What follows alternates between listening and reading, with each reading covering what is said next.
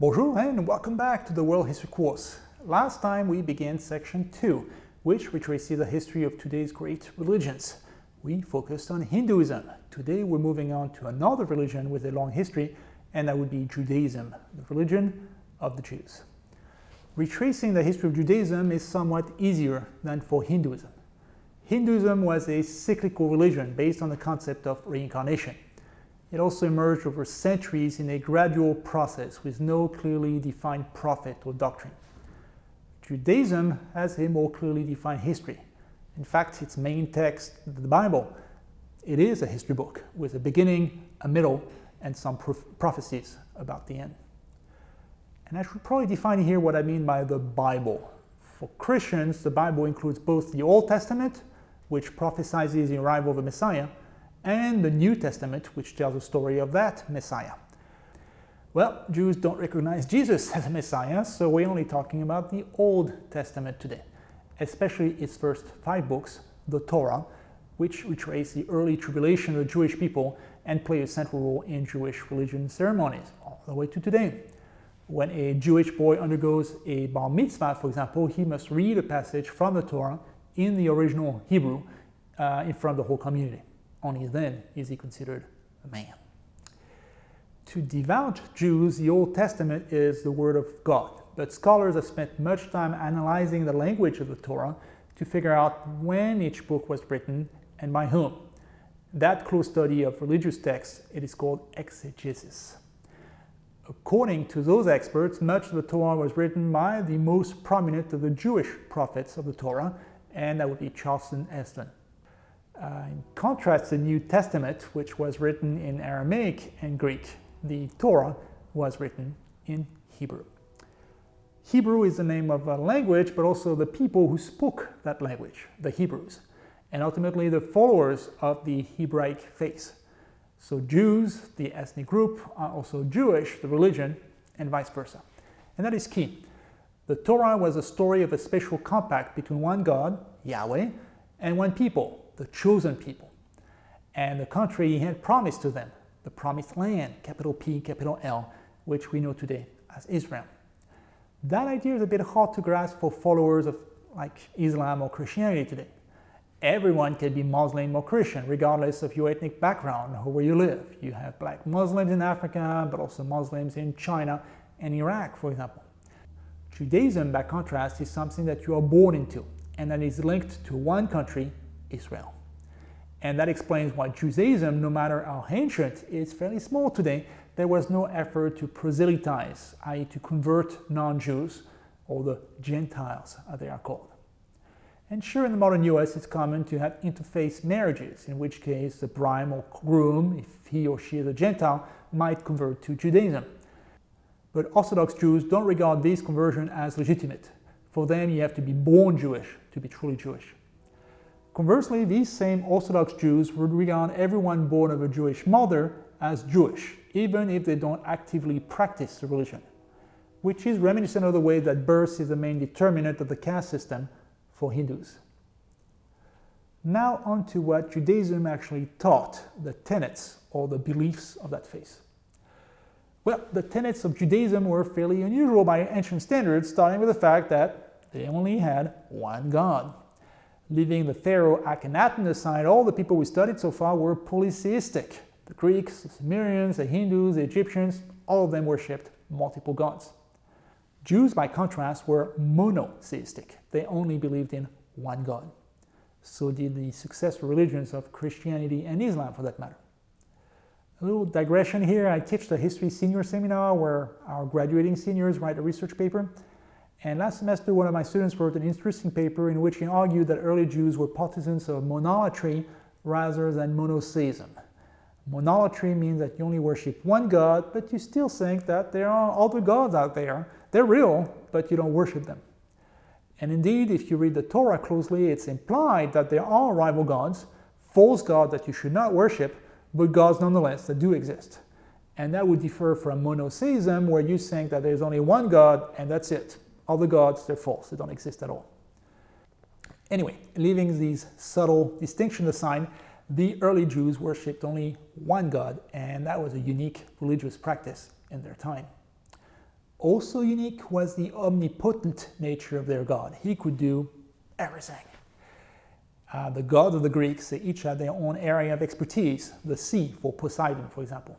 The God of the Jews, he could do everything. That God was also transcendent. This means that Yahweh transcended human existence, that he was fundamentally different from you and from me, that he was not human. He existed on a different plane. Again, quite different from the Greek gods. Zeus was powerful, but he was very human. He ate, he drank, sometimes too much. He sneaked out to have sex with mortal women, and then when he came back to Mount Olympus, he would have a marital spat with his wife Hera. Compare that with Yahweh. He's always been around, you don't know where he lives, and you can't imagine him or her having a banquet with his friends or having sex with his mistress. That God is transcendental. As I mentioned earlier, the Torah is a book of history. We began the class by talking about the origins of the universe, the Big Bang, and the appearance of Homo sapiens. Well, the Bible does the same, though of course everything is explained by a God in the book of Genesis. Then the Bible follows up with a list of events arranged in chronological order, complete with dates, names, and family trees. A lot of it seems fanciful. I have a hard time believing that Methuselah lived for 969 years, for example. But by the time you get to 1000 BC, the Jews appear in other historical records. They're mentioned by the Babylonians, the Egyptians, the Romans, who met them and often conquered them. So part of the Bible is verifiable history.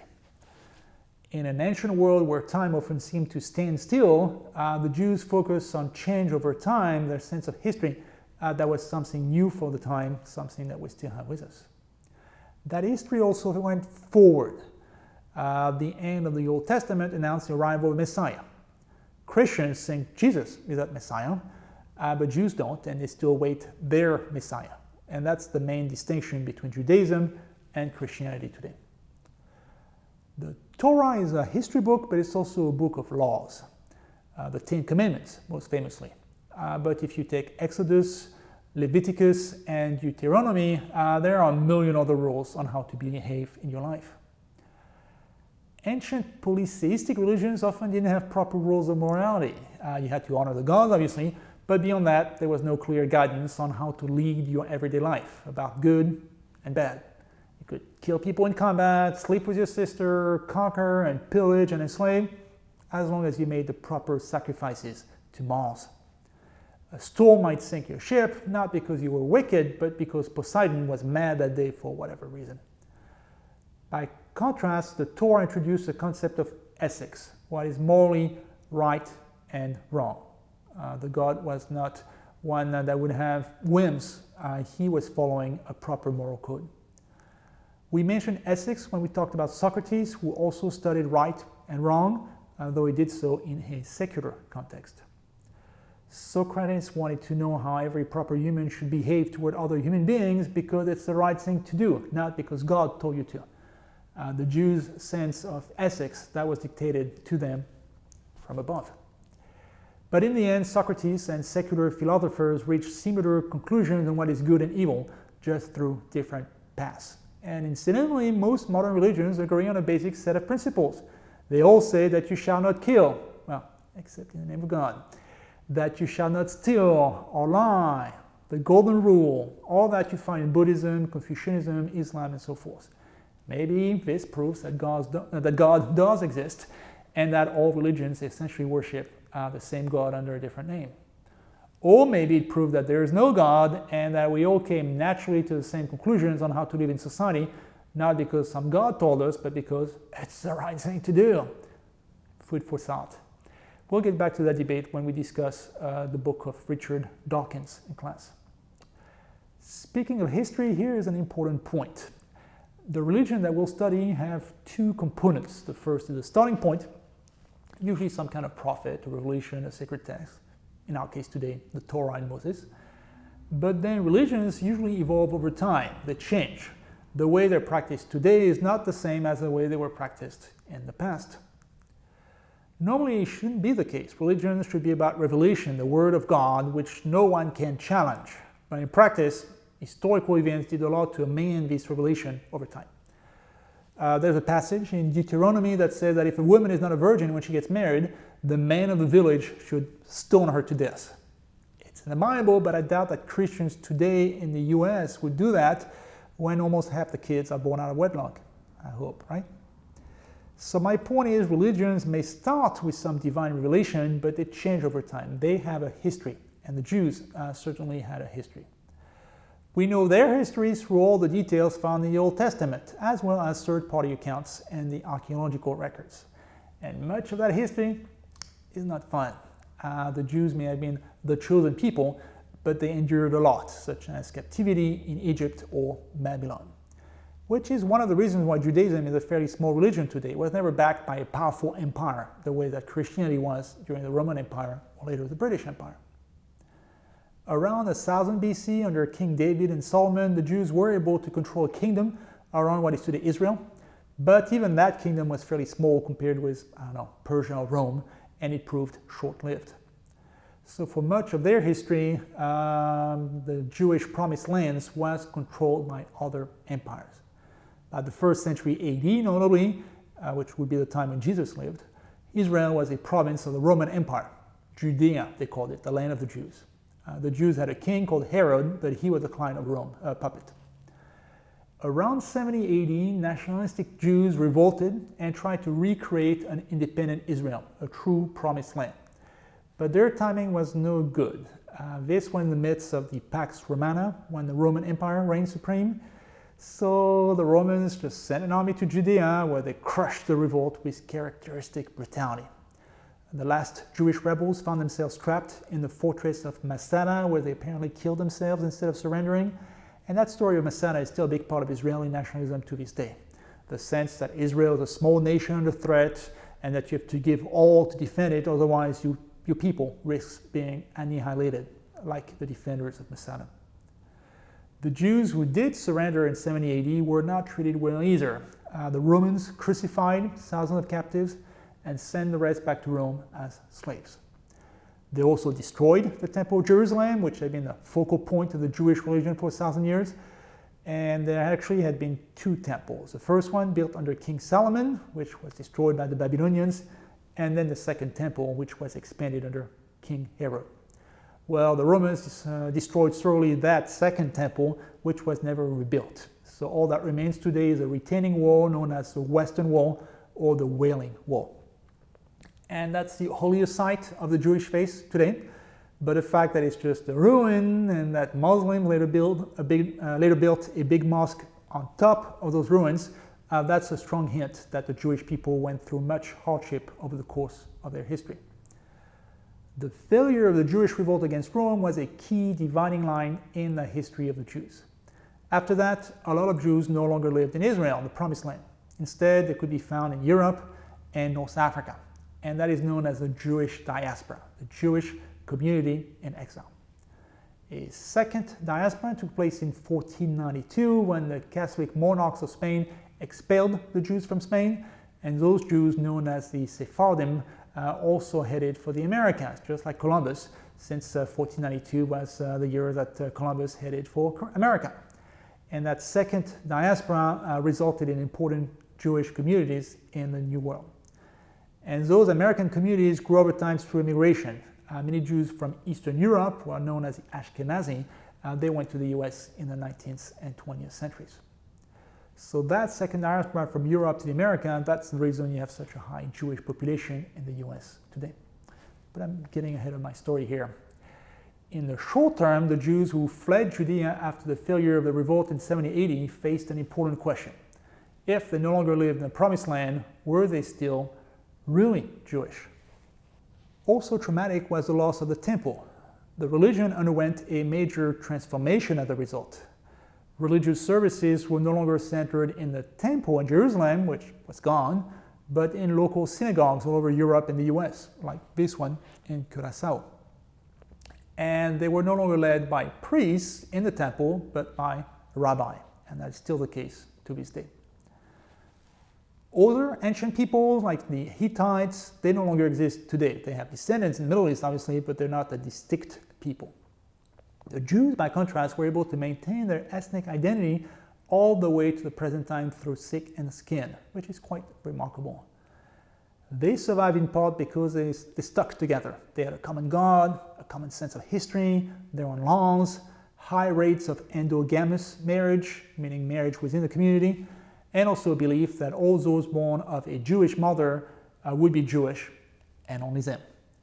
But there was a flip side to the coin. Because Jews were so distinct from others, they were always the odd man out in Europe and the Middle East, especially as Christianity and Islam became dominant. Many Jews in medieval Europe would be forced to live in a specific street or quarter of the town, something called the ghetto, which has a different meaning today, but originally it is a special quarter for the Jews. Jews were also subjected to pogroms, which is an Eastern European term for an urban riot where Jews were roughed up or even killed. Often they were spoliated too.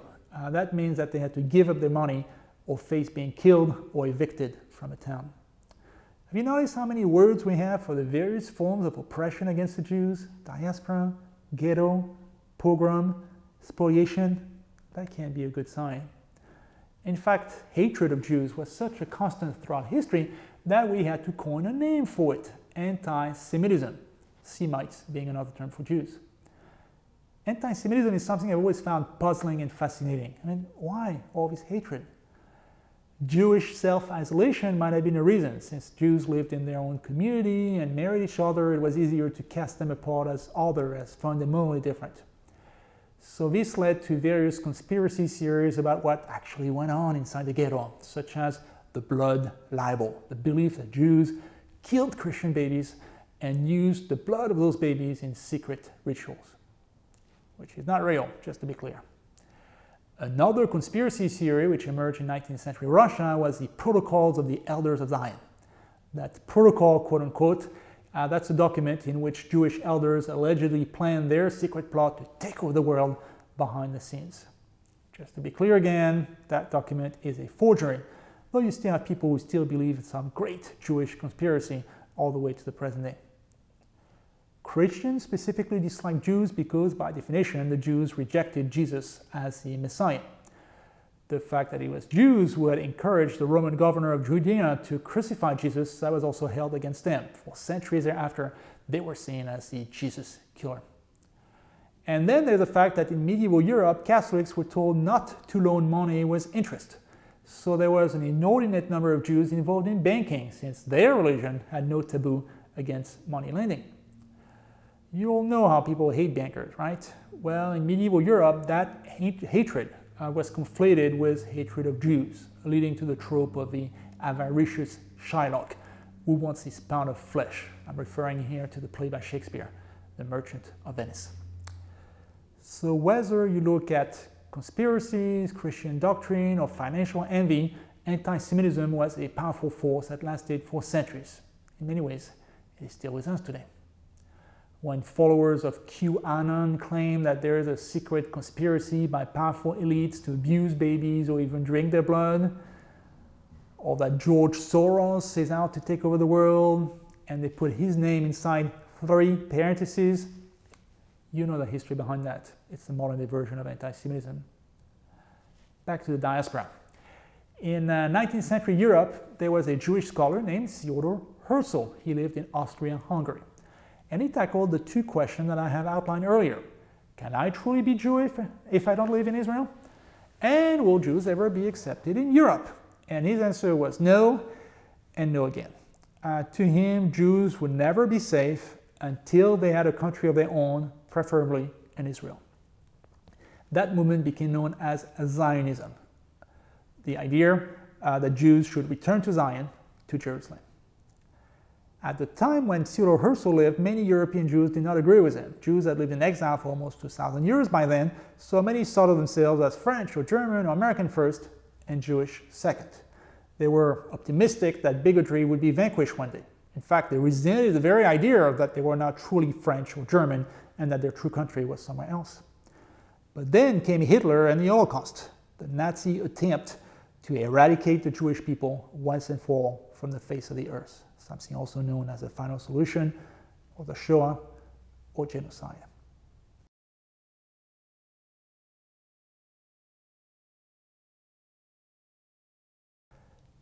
Hitler was defeated before he could accomplish his dreadful goal, but 6 million Jews died in the process, which, by the way, some people still believe didn't happen either, because people are that stupid and that intolerant. So just to be clear again, the Holocaust did happen. There is no secret Jewish cabal to drink baby's blood, and the NASA astronauts did go to the moon. Also, Santa ain't real. Anyway, after World War II, many survivors of the Holocaust concluded that Theodor Herzl had been right. It would be safer to have a Jewish state of their own, the Zionist goal. And the timing of the Zionists was good because England, which controlled Israel at the time, it was called Palestine, left many of its colonies after World War II. And that is how an independent state of Israel was created in 1948, controlled by Jews 3,000 years after the days of David and Solomon. I won't go into the history of that state to the present time because, well, I have a lecture on that topic in the second half of the World History Survey course, so just watch that video if you're curious. Instead, let's summarize what I covered in this lecture. Now, you know why there is a significant Jewish population in Israel today. That is the Promised Land, by definition, and also the goal of the Zionist movement. You also know why there are many Jews in Europe, so not as many as before the Holocaust, due to the exactions of Hitler. And also why there are so many Jews in the Americas, because this is a result of the diaspora, successive waves of immigration throughout the history of the Jewish people. As for the main question we've been asking in this section on world religions, how do Jews explain the origin of the world? Well, the story of Genesis in the Torah. What will happen in the future? Well, the coming of a Messiah. So aside from that, Jews don't have a clearly defined doctrine on what happened to us after death. Heaven and hell, eternal life, etc. That remains a bit vague. As for the question, what makes some religions large or small today? Well, Judaism is old but small, in part because there is no effort to convert Gentiles to proselytize. In part because Judaism wasn't backed by a strong empire historically, and in part because Jews suffered so much in their history, especially during World War II. And if you see some troll online who claim that he has secret evidence about a Jewish conspiracy, well, you know where he's coming from. Well, that's it for today. Next time we head back to India as we study Buddhism. Goodbye. Au revoir.